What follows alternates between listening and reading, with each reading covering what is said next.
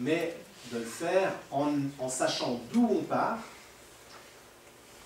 quels sont les points spécifiques sur lesquels on doit se focaliser, et ensuite de savoir si on a effectivement atteint les objectifs et est-ce qu'on a eu effectivement un renforcement des capacités.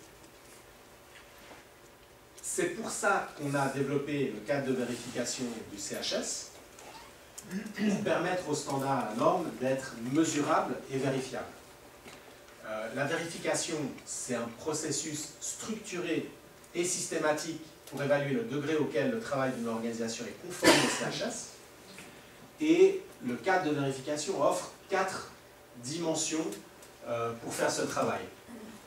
Tout d'abord, l'auto-évaluation, qui est un outil que tous les membres de CHS Alliance vont devoir utiliser pour voir où ils en sont en tant qu'organisation, qui peut, ensuite chacune des options va un tout petit peu plus loin en termes on va dire, indépendance. L'évaluation, la revue par les pairs, c'est quand vous avez une ONG qui va faire l'auto-évaluation chez une autre ONG et réciproquement. Donc ça permet d'avoir un regard extérieur sur sa propre organisation et d'enrichir un petit peu l'évaluation.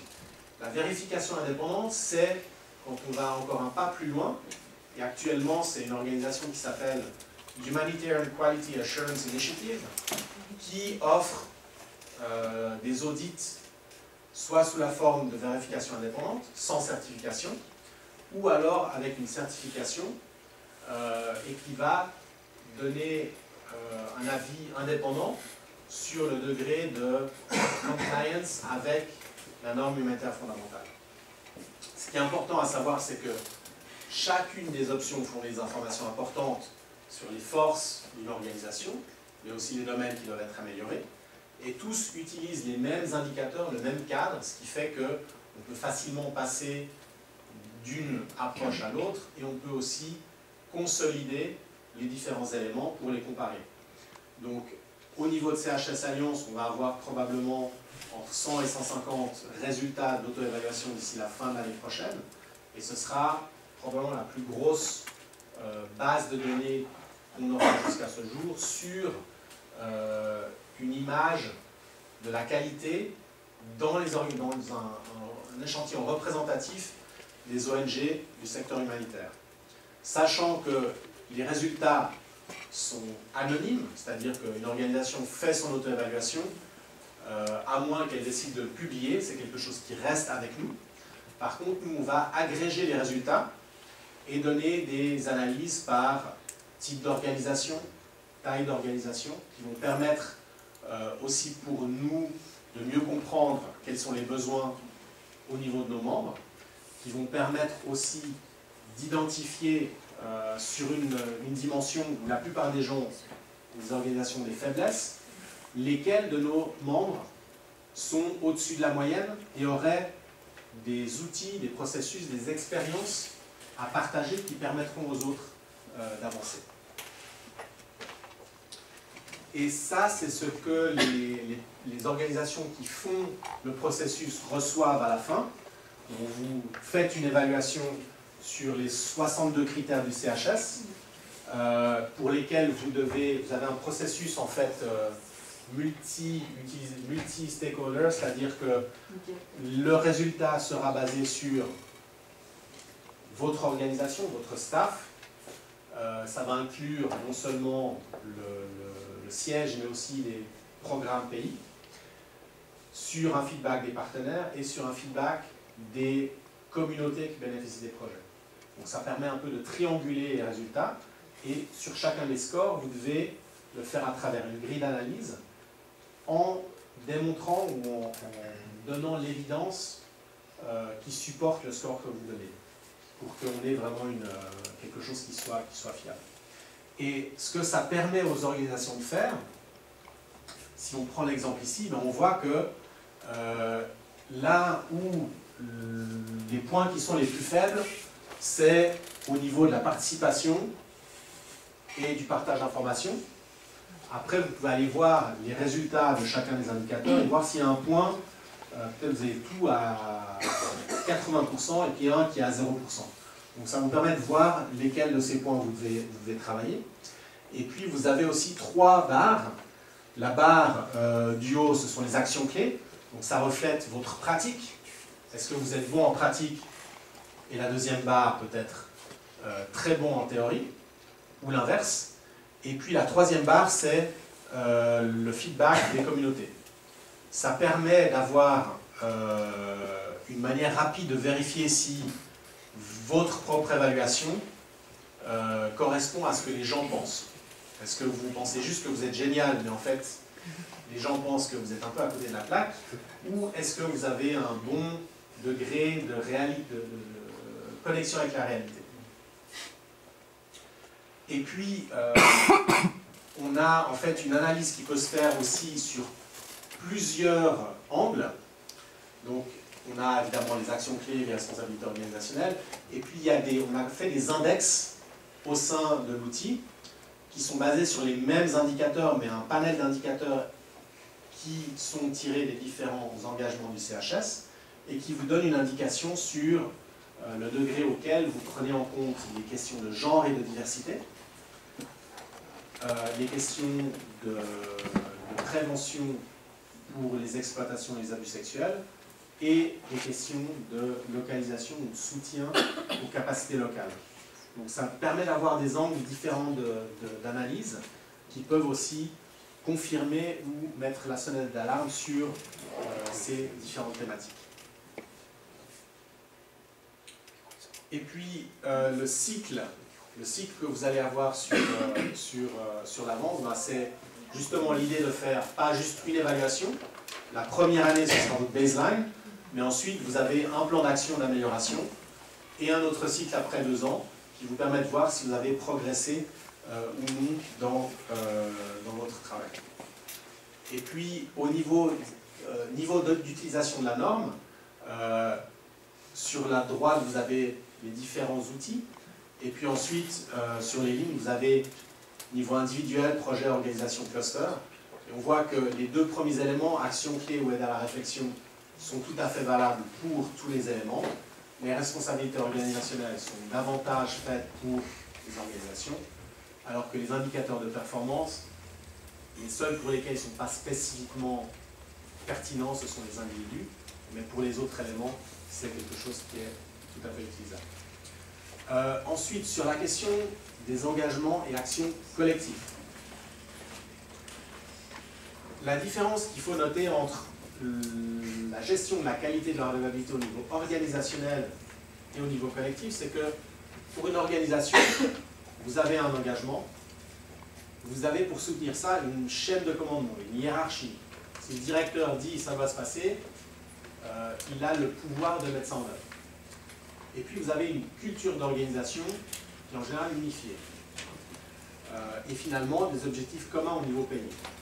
Pour un collectif comme un cluster, c'est plus compliqué parce que la participation aux structures de coordination elle est volontaire, les décisions ne sont pas obligatoires, les organisations ont souvent des cultures d'organisation différentes, et puis les organisations sont souvent aussi en compétition par rapport au financement. Donc, juste pour noter que c'est plus compliqué à faire. Il y a quand même des outils pour essayer de regarder ces éléments et d'améliorer. On est actuellement impliqué en R&D Congo à travers OCHA pour les aider à mettre en œuvre l'intégration du CHS dans le plan de réponse humanitaire. Donc on leur a permis de regarder, de voir un peu quels étaient les éléments du CHS qui paraissaient le plus critiques à renforcer. Donc on a vu dans leur cas, c'était l'engagement 2 sur la temporalité de la réponse et l'efficacité, et puis le traitement des plaintes, qui va nous permettre de travailler un peu avec eux sur l'amélioration de ces éléments-là. On a aussi rapidement une analyse sur les différentes performances par rapport au type d'organisation. Je passe rapidement là-dessus. Une autre chose qui est peut-être intéressante dans l'approche collective, justement, c'est le cycle de programme humanitaire et le CHS. Au niveau collectif, on a plus tendance à se baser sur le cycle de programme. c'est un peu la structure qu'on a au début d'année. On fait l'évaluation des besoins, le plan de réponse humanitaire, la mise en œuvre, le monitoring. Et c'est plus approprié à l'approche projet. Par contre, l'orientation résultat est assez faible par rapport aux critères de résultat du CHS, parce qu'on a des étapes, mais on ne regarde pas forcément où on en est au niveau de l'impact. C'est en partie à cause de ça que les dashboards au niveau de chat, les résultats sont pas... On a de la peine à voir si on a eu un impact ou pas. Le cas de CHS, sous sa forme actuelle, il est plus adapté à une approche organisationnelle que de projet. Par contre, il a plus de dimensions résultats. Et on est justement maintenant en train de réfléchir avec le groupe URD à l'adaptation du compas qualité sous l'approche CHS, pour qu'on puisse aussi avoir les éléments du CHS dans une approche cycle de projet. Ce qui permettra de se faire parler les deux éléments et qui pourra justement aussi renforcer le travail qu'on fait plus au niveau collectif. Une autre question qui nous revient souvent par rapport aux approches collectives, c'est la question des agendas transversaux. On a la lutte contre la fraude, la résilience, la norme CHS, genre et diversité, protection transversale, et les gens sur le terrain, même si on a simplifié les choses avec le CHS, disent encore, ben voilà, il y a tellement de choses différentes, comment ces différents éléments se parlent et se combinent. Donc on est en train aussi de regarder comment on peut, il y a une proposition du cluster de protection transversale, de développer un cadre, comme on a pour les ordinateurs compatibles Windows, compatible CHS, de dire à quel élément du CHS cette initiative contribue-t-elle, pour permettre aux gens de voir les synergies et de voir comment les différents éléments s'imbriquent. Et ça, c'est important si on veut que les gens se l'approprient et puissent travailler sans courir dans tous les sens. Une autre initiative qui va dans ce sens-là, c'est l'harmonisation des formats des donateurs. Et là aussi, on essaye de profiter de l'élan qu'a le CHS, du fait qu'il a été adopté aussi au niveau du sommet humanitaire mondial, pour discuter des questions des outils donateurs. CHS Alliance était aussi impliqué dans une initiative guidée par ICVA, qui a commencé il y a une année, qui visait justement à faire pression sur les donateurs pour mettre, on va dire, transformer en réalité la promesse d'harmonisation du reporting qui a été faite en 2003 déjà. Et c'est en partie à cause de ça que le Grand Bargain du WHS a intégré cette promesse. Donc maintenant, on rentre avec ICVA dans une deuxième phase pour justement travailler et influencer encore les donateurs sur la manière dont ça va se faire.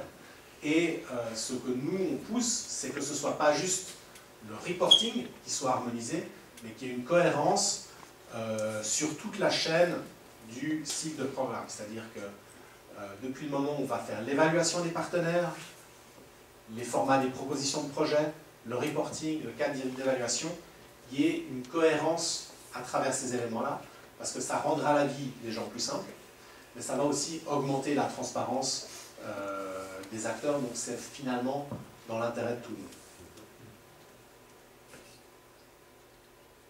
Et puis juste avant de terminer, de passer un peu au temps de discussion, quelques ressources clés que vous pourrez trouver utiles, qui vont du niveau plus sensibilisation jusqu'au niveau vraiment expert. Il y a une animation vidéo qui est très bien pour comprendre en 5 minutes ce qu'est le CHS. Si vous voulez aller un peu plus loin avec des exemples, avec des études de cas, de scénarios, faites le e-learning qui est disponible aussi en français depuis le mois de novembre, qui dure à peu près 1h30, qui est très, très pratique, très intéressant. Lisez aussi peut-être le manuel du CHS, qui offre aussi un peu plus de contexte à la norme, qui vous donne des références, des questions de guidage. Et puis après, si vous voulez aller plus loin, il y a une communauté de pratique, il y a des outils justement par rapport à l'auto-évaluation, et toute une série de documents. On a une librairie sur le site web qui a probablement 1 millier de documents qui sont catégorisés par élément de la norme. Et puis là, vous trouverez tous les liens. On partagera la présentation pour que vous puissiez y accéder.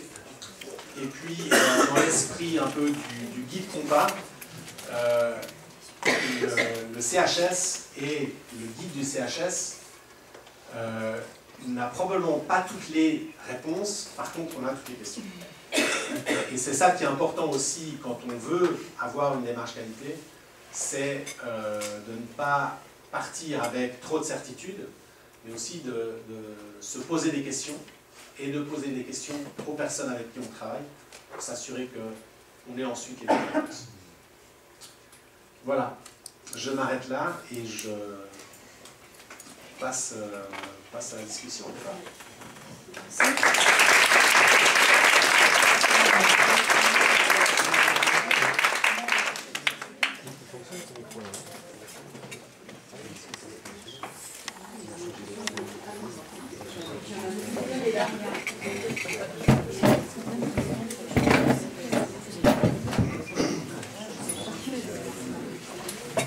Alors, qui se lance?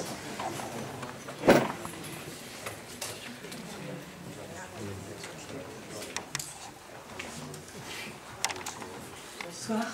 Je voudrais bien revenir sur le processus en fait de certification, enfin, les différentes étapes d'auto-évaluation qui vont jusqu'à la certification. Est-ce que ça concerne une ONG par exemple en elle-même? Comment ça peut se passer? Bon, j'ai une certaine expérience de celle qui peut se passer en entreprise, mais est-ce que c'est relativement proche ou pas? Ou est-ce qu'on peut aussi se faire certifier par rapport à certains types de projets qu'on peut être amené à mener dans différents pays? Alors l'approche, elle est vraiment, au niveau de la certification, c'est une certification organisationnelle. C'est-à-dire que ça ne va pas être un audit de projet comme on peut le faire par exemple selon les exigences d'un donateur. L'idée c'est plutôt d'avoir, sur un cycle de 4 ans, on va avoir un auditeur externe qui vient et qui va avoir d'abord une première phase qui fait, et ça c'est valable hein, autant pour l'auto-évaluation que la certification. La différence avec la certification, c'est que le nombre, l'échantillonnage est un peu différent et que c'est fait par un auditeur externe formé pour cela. Mais le processus, c'est d'abord une revue de documentation où on va revoir les documents, les procédures qui correspondent aux différents éléments du CHS pour voir si tout est en place. Et ensuite, il y aura une discussion avec des personnes au niveau du siège, si c'est une ONG internationale, et ensuite un échantillonnage en fonction du nombre de pays dans lesquels on travaille. Si par exemple vous avez 12 pays, vous aurez 2 pays programmes qui vont être sélectionnés pour faire l'audit au niveau du pays. Et à ce moment-là, l'auditeur va se trouver dans le pays, parler aussi au staff, mais ensuite parler aussi avec les partenaires, avec des communautés dans lesquelles les programmes sont mis en œuvre. Et sur cette base-là, on va rédiger un rapport avec ses findings, les résultats, un score. Et sur cette base-là, vous allez avoir le résultat qui va mener ou non à la certification en fonction du résultat que vous avez. Après, l'idée, c'est qu'il y a un apprentissage. Donc, même si vous avez la certification, elle est valable en principe pour 4 ans.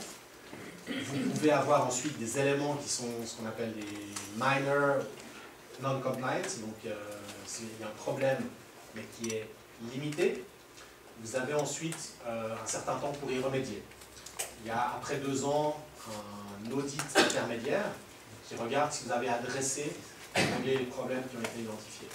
Et après vous avez ce qu'on appelle des major, enfin, des problèmes majeurs qui mettent en danger l'intégrité de la norme et qui peuvent, eux, alors vous empêcher d'avoir la certification. Et ensuite, vous avez un autre audit après 4 ans qui va recommencer le cycle de certification. Aujourd'hui, ça peut aider à l'obtention de fonds par des bailleurs, le fait d'être certifié? Alors, à l'heure actuelle, c'est évidemment un avantage de pouvoir mettre ça sur sa carte de visite pour une organisation. Il n'y a pas encore de bailleur qui l'exige véritablement. Les Danois avaient déjà il y a 2-3 ans dit à leurs partenaires qu'ils voulaient que, je crois d'ici 2017, ils soient certifiés par app.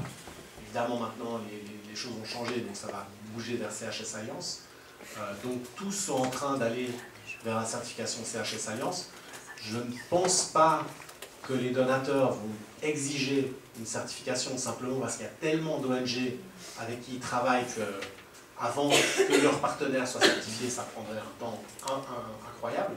Par contre, ce qui va peut-être arriver, je crois que les Suisses sont en train d'y réfléchir, c'est que certains donateurs diront à leurs partenaires, si vous êtes certifiés, et si vous continuez vos certifications, vous n'avez pas besoin de passer par un autre processus d'évaluation de partenaires.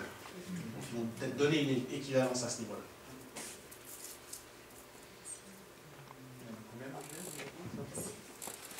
Alors des ONG certifiées sous HQI, qui est la nouvelle organisation, je crois qu'ils en ont fait 5. Ils en ont 30 qui sont dans le pipeline, dans le processus. Ce qui est déjà plus que ce que HAP avait fait pendant son existence, puisqu'on est arrivé à, je crois, 19 ou 20. Oui, bonsoir. Je voulais vous demander, d'un point de vue critique, vous voyez comment les mondes des ONG aujourd'hui, par rapport à les cadres de CHS Alliance, et est-ce que vous auriez une ou deux ONG modèles qui remplissent un petit peu efficacement tout ça qu'on est en train d'essayer de mettre en place? Alors, c'est une question difficile. Je pense que, comment dire, on a, je pense, fait beaucoup de progrès dans le domaine de la professionnalisation de la réponse humanitaire. On a des choses qui se font de manière beaucoup plus professionnelle aujourd'hui qu'elles ne le faisaient dans le passé.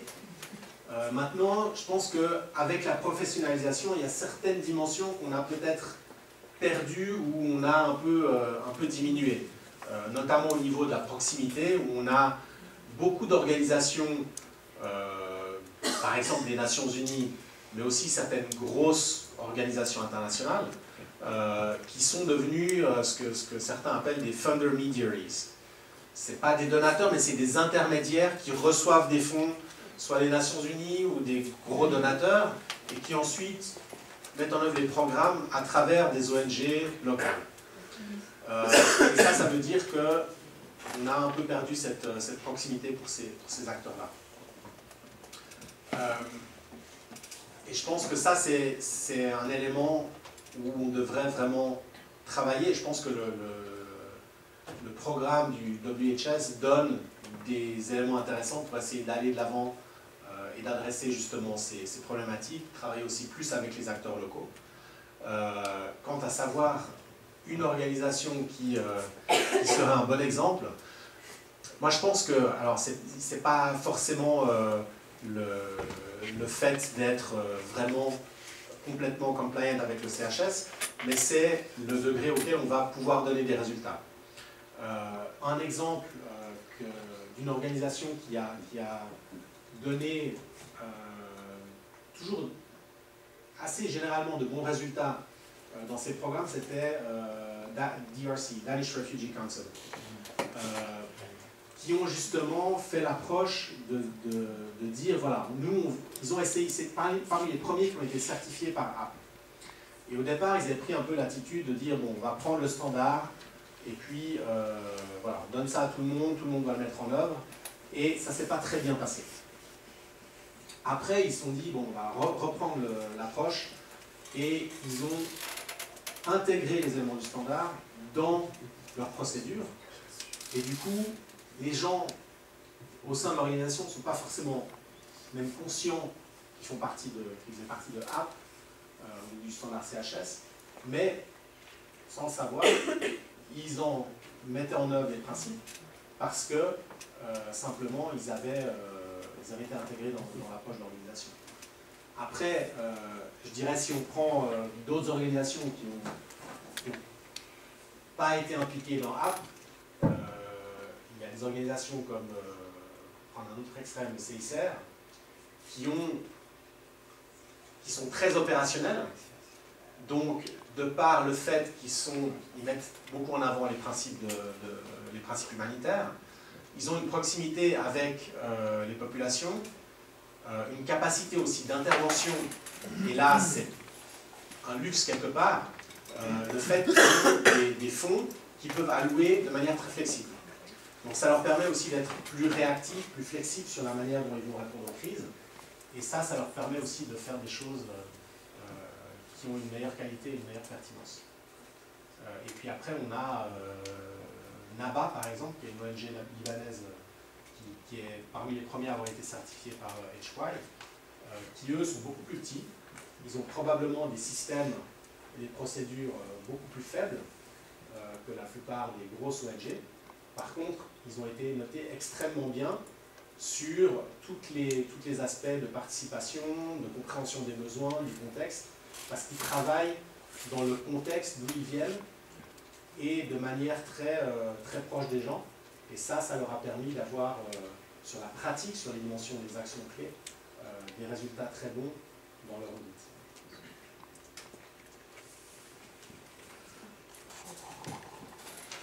Je voulais revenir sur la partie financement, justement peut-être sur l'expérience terrain. J'étais corps de programme BRC, donc je pense que c'est... j'ai le sentiment que sur le terrain, les organisations, les ONG et les personnels qui composent les ONG portent ces valeurs-là. Après, l'outil a permis de les formaliser et de les mettre vraiment en objectif. Mais mon vécu, en tout cas moi, qui est très africano-centré, donc je sais, mais c'est qu'il y avait une vraie difficulté à voir des bailleurs soutenir au-delà de la parole. J'ai même vu des bailleurs dire, en gros, c'est un peu comme la responsabilité sociétale des entreprises. On dit qu'on soutient parce que ça fait bien. Mais derrière, pas trop d'évolution des pratiques. Je ne parle pas spécialement que des normes de reporting ou suivi, mais j'ai pris un peu des exemples là, évidemment la mise en concurrence très forte des ONG entre elles, qui à mon sens est de plus en plus poussée par des bailleurs qui ont de moins en moins de financement. Des outils qui auraient pu être intéressants comme les consortiums qui finissent par regrouper des ONG qui ne font pas des choses coordonnées dans des endroits différents, qui ne sont pas complémentaires juste pour simplifier administrativement côté bailleur. Un financement de plus en plus restreint des évaluations de tout ce qui est AME, donc le monitoring, le suivi, etc. Les clusters qui, en tout cas dans les pays d'Afrique centrale dans lesquels j'étais amenée à travailler, sont de plus en plus abandonnés par les ONG internationales parce qu'on ne discute plus de grand-chose en termes de stratégie. Des standards qui sont de plus en plus quantitatifs, alors qu'à côté de ça, le système militaire, ou en tout cas on parle de plus en plus, qu'est-ce que ça veut dire un standard qualitatif, et sur le terrain ça se traduit de plus en plus toujours en checkbox. À mon sens, des contrats qui sont de moins en moins flexibles, alors qu'ils sont de plus en plus longs à être signés, de moins en moins flexibles après sur les terrains, pour s'adapter à des contextes qui parfois même au moment de la mise en œuvre ont déjà été complètement changés. Cette relation de sous-traitance, vous parliez un peu, les Nations Unies sont quand même de plus en plus agressives dans leur subvention en cascade, dans une contrainte d'analyse des contextes qu'ils imposent aux partenaires, même si parfois on peut avoir un débat au cluster avant. Aujourd'hui, ce débat, à mon sens, il existe très très peu. Et je voulais donner justement l'exemple de la RCA, parce que c'est une de mes dernières missions, où, juste après la crise, vous parliez des documents OCHA, des Strategic Paper pour Strategic Response Plan. OCHA a publié la résilience à 100 jours juste après la guerre civile, parce que donc 25 ans d'éléments qu'on a réussi à faire, on aurait pu le faire en 100 jours après une des plus grosses guerres civiles qu'a connu le pays. Et là, c'est plutôt la responsable d'évaluation qui parle, mais on a compilé des données qui n'étaient pas du tout compilables, qui venaient de typologies d'analyses différentes, de relevés d'informations de participation différentes. S'il y avait une ONG qui avait fait une approche vraiment participative, on estimait que donc, dans toute cette province, on avait été participatif, etc. Bref, ma question c'était comment est-ce qu'on arrive à faire un plaidoyer auprès des bailleurs, non pas que en termes de reporting, et peut-être que l'argent est l'air de la guerre, mais de pouvoir donner ce temps, cette sérénité de vraiment collaborer sur les terrains entre les acteurs, d'aller voir les gens, de ne pas faire un diagnostic la veille pour le lendemain parce que l'appel à projet est publié 2 jours avant la date finale, etc. Donc comment est-ce qu'en termes de pratique organisationnelle au niveau des bailleurs, on arrive à faire avancer un peu les choses au-delà de ce qui est dit dans les sièges, mais vraiment ce qui se fait sur le terrain. Voilà, effectivement, j'ai passé 3 mois en RCA en 2014, détaché auprès de Tchad. Et c'est, alors quand on parle de la professionnalisation de la réponse, c'est un endroit où j'ai eu l'impression qu'on avait reculé. Et là on parle souvent, oui, la capacité des ONG nationales, etc. J'ai vu des acteurs des Nations Unies, des ONG internationales réputées, qui faisaient des programmes, mais enfin, des erreurs hallucinantes. Donc il y avait clairement un problème là au niveau de la qualité, au niveau des délais, au niveau du staffing. Enfin, quasiment c'était un pays où pour autant qu'on parle français et qu'on veuille bien monter dans l'avion, on avait un job. Donc oui, il y avait vraiment des ambitions qu'on n'était pas du tout à même de remplir. Un sous-financement, et enfin, il y avait tous les problèmes qu'on peut imaginer dans le monde, dans l'analyse du secteur humanitaire, qui se trouvent un peu là-bas. Mais pour revenir à la question, je pense qu'effectivement, on a l'envie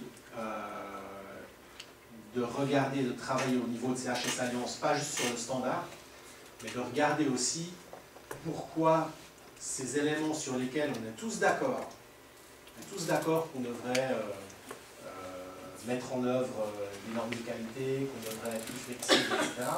Pourquoi est-ce que ces éléments, c'est pas nouveau, ça fait 10 ans qu'on est tous d'accord là-dessus, pourquoi ça ne se passe pas? Et une des dimensions sur lesquelles on doit se pencher, c'est effectivement le rôle des donateurs. Donc ce qu'on a dit en dehors du projet avec ICVA, c'était de dire il ne faudrait pas seulement que les donateurs encouragent leurs partenaires à mettre en œuvre le CHS, il faudrait aussi qu'eux se posent la question et fassent une espèce d'auto-évaluation par rapport au CHS pour voir dans quelle mesure les guidelines, leurs demandes influencent positivement ou non la possibilité pour les ONG de mettre en œuvre le CHS. Parce que si le CHS dit oui, vous devez être flexible, adapter les programmes à l'évolution des besoins, vous devez soutenir les capacités locales, vous devez avoir une réponse qui soit axée sur la qualité, mais que les donateurs ont des cycles de projet de 6 mois, qu'on ne peut rien bouger une fois que ça a été signé, on ne va jamais réussir à mettre en œuvre cet agenda. Donc, ce qu'on est aussi en train d'essayer de faire, c'est justement d'essayer de développer cet outil pour pousser les donateurs à faire un peu les réévaluations et par ailleurs aussi justement faire en sorte qu'ils alignent davantage leur format sur le CHS pour qu'on n'ait pas deux systèmes complètement différents qui se parlent, où les ONG ou les acteurs humanitaires essaient de programmer sur une base, mais doivent faire du reporting sur une base différente. Parce que ça n'a aucun sens, et effectivement, ça va au contraire à cet objectif-là.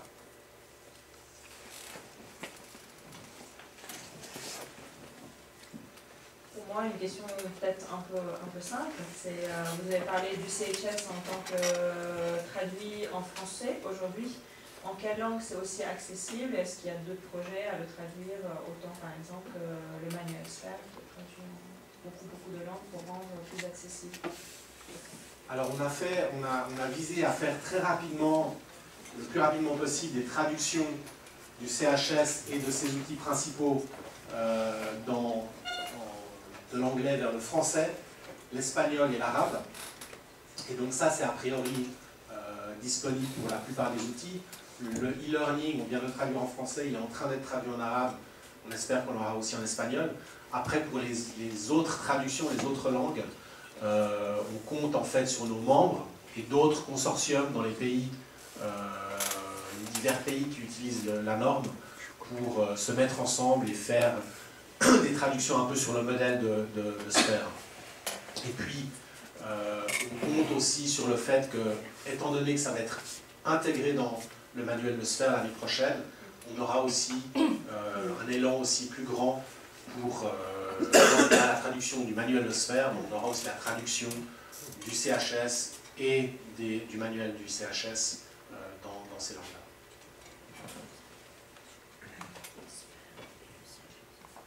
Merci. Moi j'avais une petite question par rapport à, tu parlais des leçons apprises après chaque grande crise, le Rwanda, l'autonomie, Haïti, et un des grands problèmes de ces très grandes crises, c'est la prolifération des acteurs, la multiplicité des acteurs qui rend presque impossible la coordination humanitaire. Et du coup, je me demande comment est-ce que le CHS, cette norme, est-ce qu'elle peut contribuer directement ou indirectement à donner une réponse à cette problématique de prolifération des acteurs suite aux graves crises qu'on a vécues sur les dernières décennies? Je ne sais pas dans quel... Alors, un élément qui peut gérer ça, c'est d'une part les donateurs, mais en général, ils ne vont pas forcément commencer à financer des groupes un peu aléatoires qui n'ont pas forcément les capacités de réponse. La question, comme on l'a vu en Haïti ou ailleurs, quand il y a une crise, il y a des personnes qui viennent, qui ont une mallette avec $1 million et qui vont commencer à faire des choses. Donc, ce qu'on peut faire, nous, c'est d'une part, d'avoir une dissémination de la norme le plus vaste possible. Par contre, ce qui peut être fait aussi, c'est, quand il y a une crise comme ça, de faire un effort au niveau collectif par les acteurs reconnus, établis, autant locaux, nationaux qu'internationaux, pour communiquer avec les communautés qui sont présentes sur ce à quoi ils peuvent s'attendre en termes de qualité, de comportement de la part des acteurs humanitaires, et leur donner les possibilités de soulever les problèmes à travers un mécanisme commun de plainte pour que ça puisse aussi être identifié plus rapidement et que les acteurs qui font n'importe quoi puissent aussi être tenus pour responsables de leur comportement.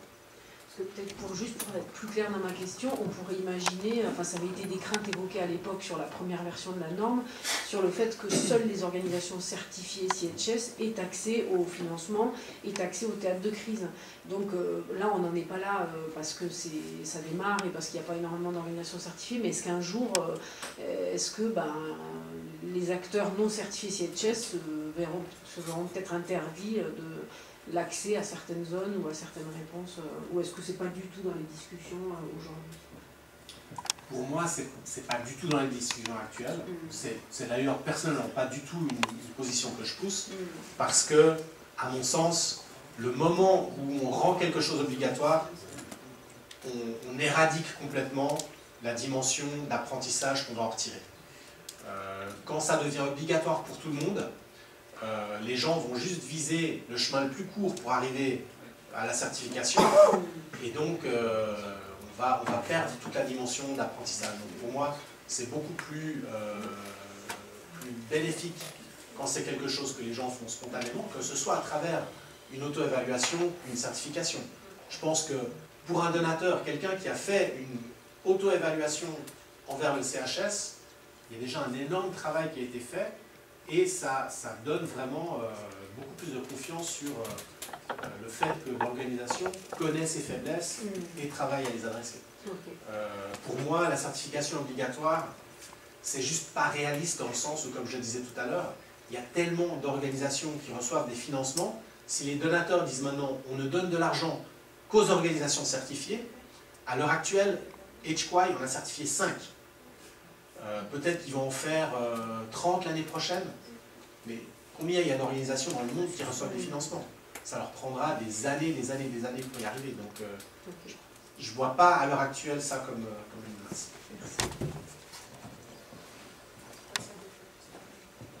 Du coup, peut-être en lien avec ça, David, parce que du coup ça m'a fait penser au secteur hospitalier. Dans les hôpitaux, on a pareil le processus d'accréditation, de certification et ainsi de suite, et on essaie de partir sur cette même approche, d'être plus sur une culture de qualité, processus d'apprentissage et ainsi de suite. Donc ma question était sur le processus que tu nous avais montré à travers le petit timeline, la première année à auto-évaluation et ainsi de suite. Si on n'est pas certifié, on a identifié des zones où on peut s'améliorer. Qui est-ce qui peut nous aider en tant qu'organisation à améliorer ce qu'on doit améliorer? C'est-à-dire quels sont les mécanismes au-delà des outils papier qui existent ou l'auto-formation? Quels sont les mécanismes qui sont en place et qui les portent surtout? Est-ce que vous avez des partenaires agrégés pour faire des formations, faire des missions de conseil, etc. Et comment une organisation peut se faire accompagner et voilà, engager aussi des ressources pour le faire? Alors nous, on a, pour l'instant, on a 3-4 organisations qui ont fini leur auto-évaluation.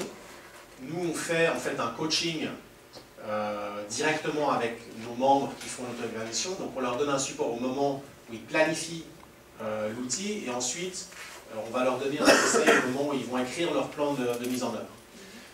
Étant donné qu'on est un tout petit secrétariat, donc on n'a pas la capacité de gérer 200 organisations, ce qu'on essaye de développer, c'est une communauté de pratique.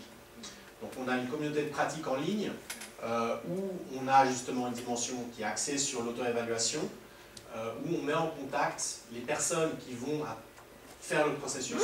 Donc ils peuvent demander des conseils aux autres personnes du réseau qui passent par les mêmes expériences, demander comment ils ont fait certaines choses, qu'est-ce qui est à éviter.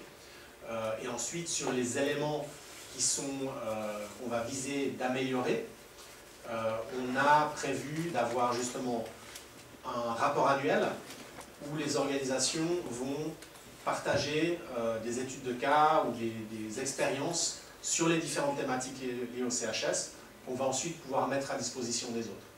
Et puis, l'idée d'avoir justement cette base de données où on compile un peu les résultats de chacun, c'est de pouvoir identifier les éléments, les dimensions où il y a le plus de besoins, et de pouvoir ensuite aller chercher les organisations qui se débrouillent beaucoup mieux que les autres pour identifier et partager leur expérience.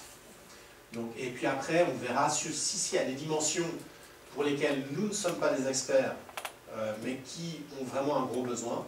Là, on développera des partenariats avec, je sais pas, sur la gestion des ressources, Mango par exemple, ou d'autres, ou GeoForce, qui ont les capacités pour développer un package ou faire un soutien qui puisse être approprié. Ouais. Moi, je me demandais juste si c'était payant en fait d'adhérer à la norme CHS. Et si oui, est-ce que les petites ONG elles peuvent faire partie du réseau? Alors, utiliser la norme, évidemment, c'est pas payant, tous les documents sont en libre accès. Maintenant, si on veut devenir membre de CHS Alliance, oui, il y a une cotisation qui est fonction du revenu de l'organisation. Donc il y a une grille qui définit un peu quels sont les tarifs en fonction de la taille. Et puis on a visé à ce que les cotisations soient supportables pour les plus petites organisations. Par rapport à la certification, il faut aussi savoir qu'ils ont un fonds destiné à soutenir les ONG nationales, et aussi là en fonction de leurs revenus, ils peuvent être financés, je crois jusqu'aux 2/3 ou 3/4 pour le prix de la certification par ce fonds, pour que ce soit aussi accessible aux ONG nationales. D'autres questions?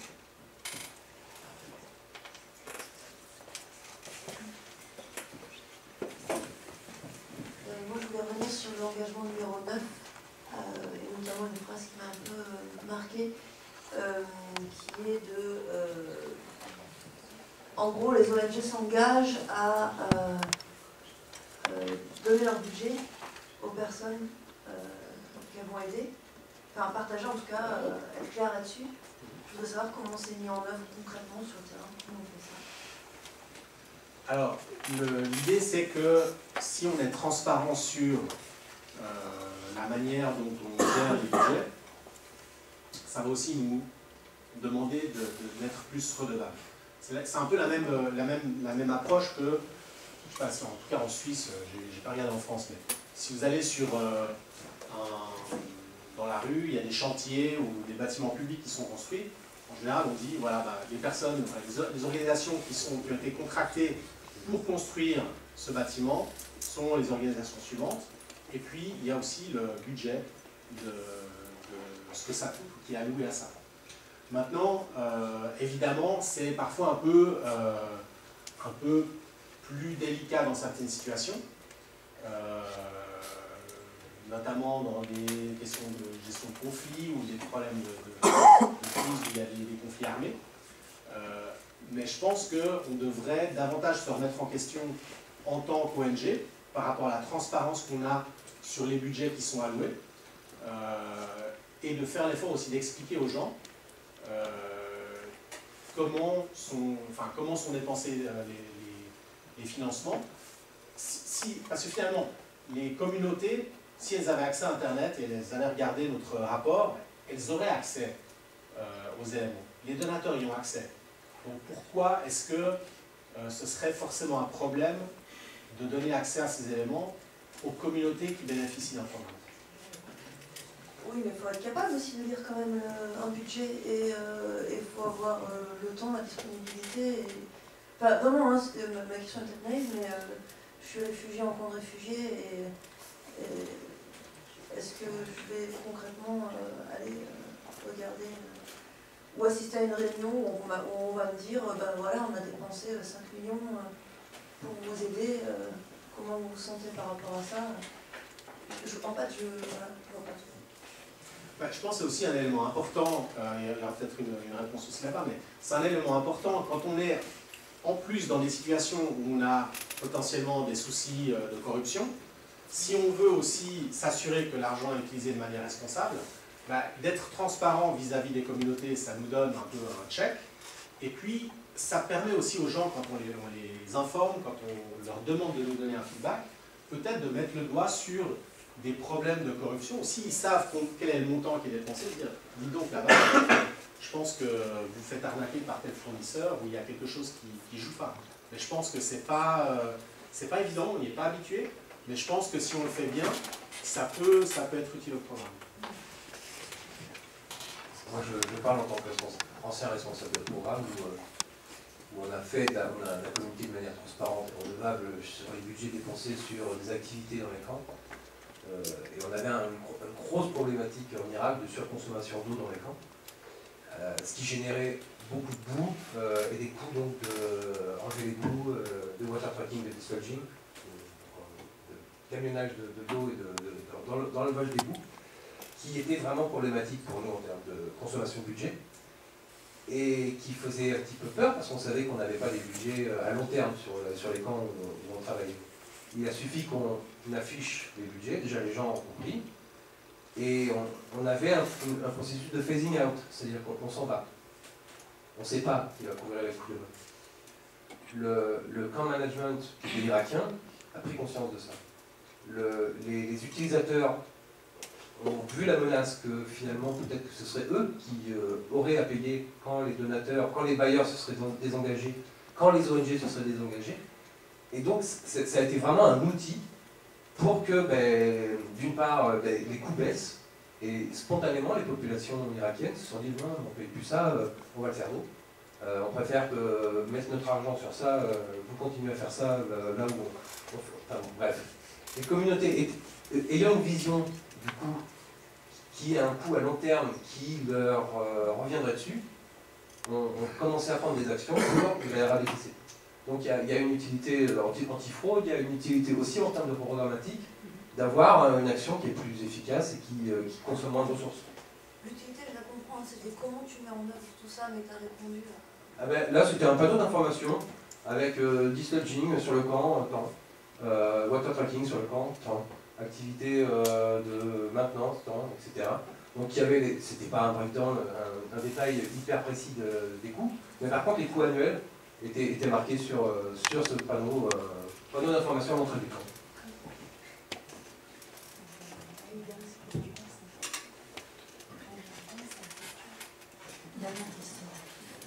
Voilà, dernière année.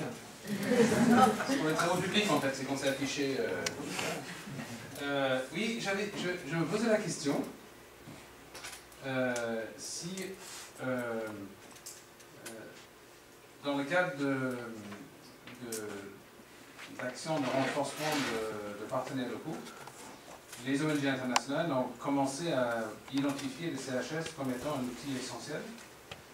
C'est-à-dire, est-ce que les ONG internationales voient aujourd'hui les CHS comme quelque chose qui les concerne, d'abord, ou est-ce qu'ils le voient aussi comme une opportunité ou un moyen et un outil de renforcement de la capacité de la partenaire? Et du coup, est-ce qu'il y a eu des initiatives pour dire, tiens, on va financer une auto-évaluation de notre partenaire local, etc., dans le cadre d'une action de renforcement de capacité? Alors oui, ça n'a pas toujours été